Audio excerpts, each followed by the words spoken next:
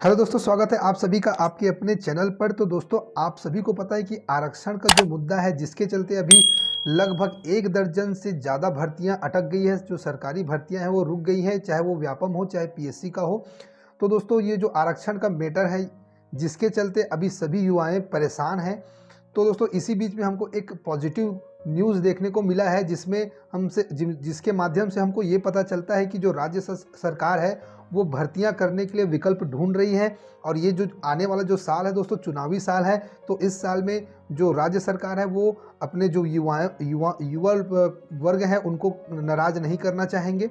और तो इसी सिलसिले में एक न्यूज़ के माध्यम से हमको एक पॉजिटिव न्यूज़ देखने को मिला था दोस्तों। चलिए उस न्यूज़ को थोड़ा सा डिटेल में अपन जानते हैं, अपन पढ़ते हैं कि उस न्यूज़ के माध्यम से हमको क्या पता चलता है। तो देखिए दोस्तों, यहाँ पर लिखा है, चुनावी साल में युवाओं को नाराज नहीं करेगी सरकार, इन विकल्पों पर विचार।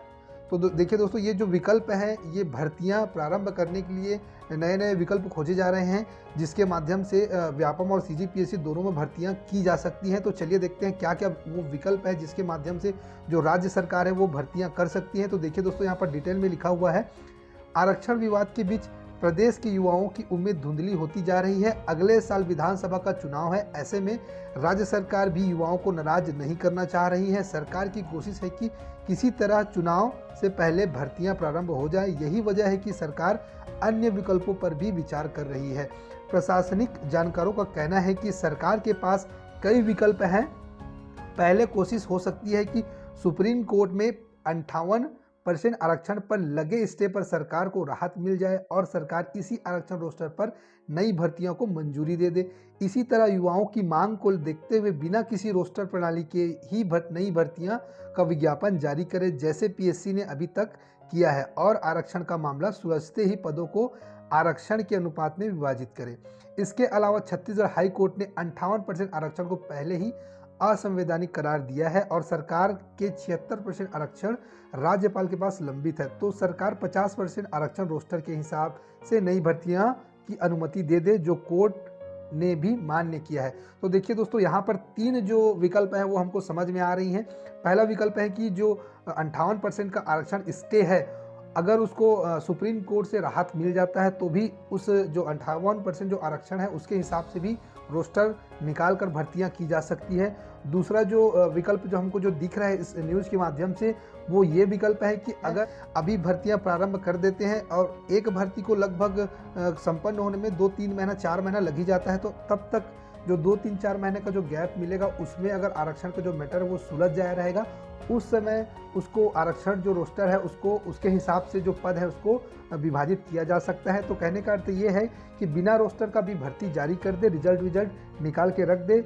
जब पोस्टिंग की बारी आएगी तब तक ये जो आरक्षण का मैटर वो तो सुलझ जाया रहेगा। उस समय इसको पद के हिसाब से, जो वर्ग के हिसाब से इसको विभाजित किया जा सकता है। तो ये दूसरा है। और तीसरा जो विकल्प है दोस्तों, वो 50% का आरक्षण रोस्टर के हिसाब से भी राज्य सरकार चाहे तो भर्तियां प्रारंभ कर सकती है, क्योंकि जो 50% का जो आरक्षण रोस्टर है उसको हाई कोर्ट ने मान्यता दे दी है और हाई कोर्ट द्वारा भी ये मान्य है। तो इसमें किसी प्रकार की कोई समस्या नहीं आएगी। तो ये 3 प्रकार का विकल्प है जो राज्य सरकार अगर चाहे तो इस विकल्प के माध्यम से भर्तियां प्रारंभ कर सकती हैं। तो दोस्तों, एक हिसाब से हमारे लिए पॉजिटिव न्यूज़ है।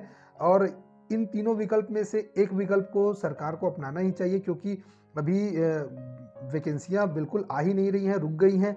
तो जिससे तैयारी कर रहे हैं युवा वर्ग, उनको बहुत परेशानी हो रही है। उनका जो समय जा रहा है वो बहुत ही कीमती समय कहना चाहिए उनका निकल रहा है।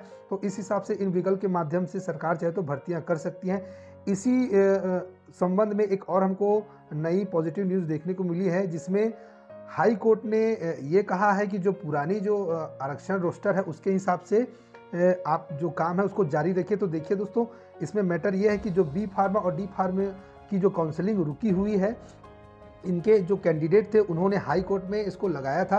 तो हाई कोर्ट का कहना ये है कि जो बी फार्मा और डी फार्मा का जो काउंसलिंग है वो पुराने आरक्षण रोस्टर के हिसाब से ही किया जाए, क्योंकि अगर आरक्षण के चक्कर में इनका जो रोका जाता है अलॉटमेंट काउंसलिंग का, तो उसके चक्कर में इन जो कैंडिडेट है इनका भविष्य बर्बाद होगा, इनका जो पढ़ाई करने का जो कोर्स है वो लेट होगा और बहुत सारे समस्याएं इससे जनरेट होंगी। तो इसमें हाई कोर्ट का कहना यह है कि जो पुराने आरक्षण रोस्टर है उसके हिसाब से अभी काउंसलिंग को जारी किया जाए। देखिए यहाँ पर आप देख सकते हैं बी फार्मा और डी फार्मा फार्मेसी की काउंसलिंग 31 से पूर्व करने निर्देश। हाई कोर्ट ने कहा वर्तमान आरक्षण सिस्टम से करे काउंसलिंग। तो ये भी एक अच्छा न्यूज़ है बी फार्मेसी और डी फार्मेसी के कैंडिडेट के लिए। जो पुराने आरक्षण रोस्टर है उसके हिसाब से इनको काउंसलिंग किया जाए तो इनका जो साल है वो भी बर्बाद नहीं होगा। तो इस हिसाब से देखें दोस्तों तो भर्तियां प्रारंभ हो सकती हैं और ये एक पॉजिटिव न्यूज़ है।